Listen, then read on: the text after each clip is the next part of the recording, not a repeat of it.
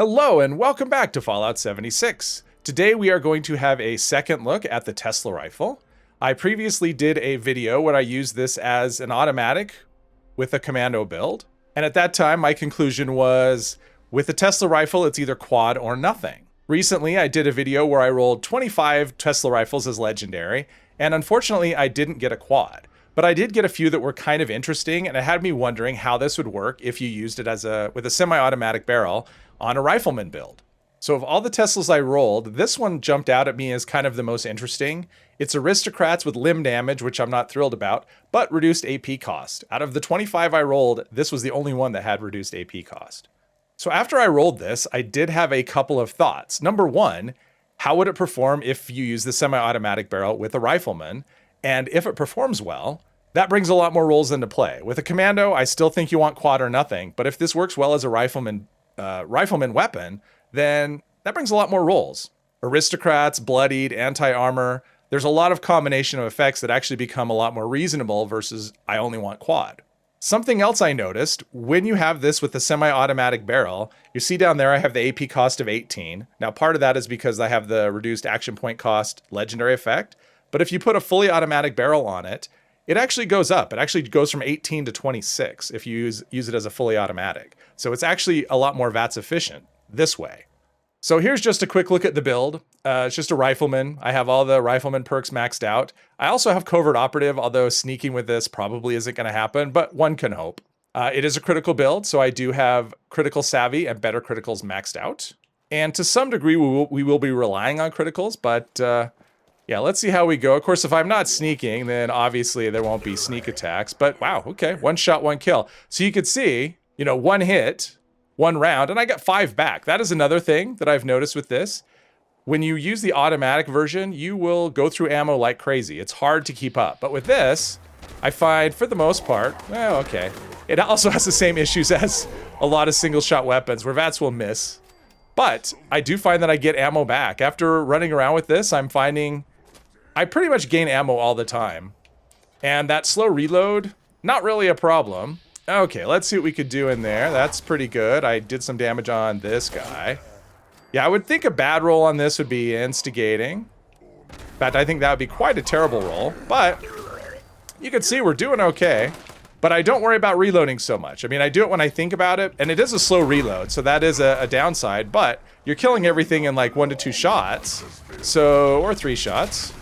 But even then, the ammo capacity, it's funny, the ammo capacity of 15 is terrible if you're using this as an automatic. But if you're using it as a semi-automatic, it actually is a pretty large ammo capacity. Most rifleman weapons don't tend to have ammo capacities unless you have a quad. They just don't have ammo capacities that are that large. So it actually becomes a benefit rather than a penalty.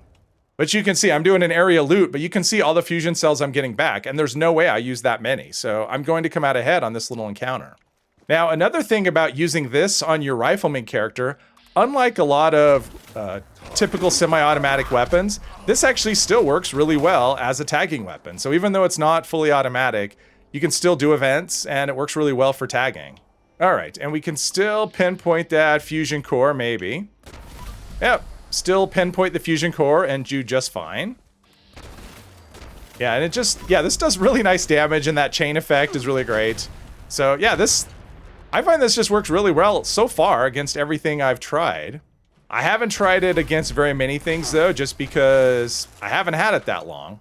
As an example, we have Mirelurks, Mirelurk Kings, and Mirelurk Queens. I have not tried this yet against them, so let's see how we do. Well, actually, pretty good so far.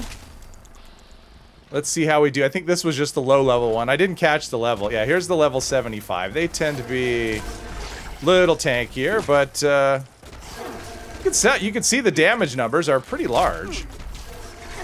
So yeah, we're doing all right. All right, let's see how we do against the big girl.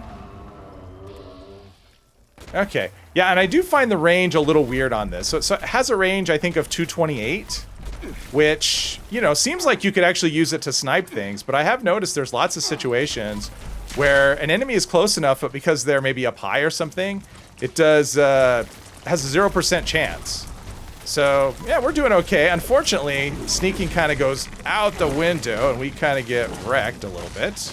So that's less than ideal. Oh, I think we have Blood Eagles or something over there distracting her, but we're still, you know, we're still doing okay. And with the low AP cost, or, well, I shouldn't say low, but relatively low, considering we're only firing one shot at a time. Yeah, look at that. Everything goes, there we go, Blood Eagle. For some reason, I couldn't target him in VATS, but, yep, you don't have to use this as a VATS weapon, but you want to because you get those critical hits and it just does so much more damage. Now, one of the areas that a Tesla rifle tends to suffer is condition. It just tends to wear out very quickly. Well, my assumption on this, and I haven't had it that long, I'm firing a lot fewer shots, which means the condition should hold up a lot more. At least that's what I'm hoping.